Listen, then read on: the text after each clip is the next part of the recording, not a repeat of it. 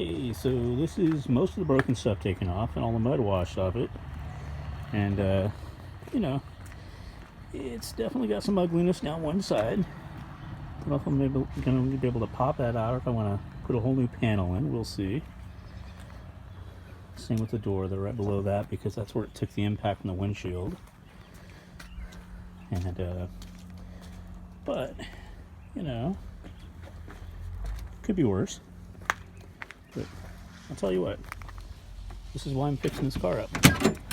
Let me show you something.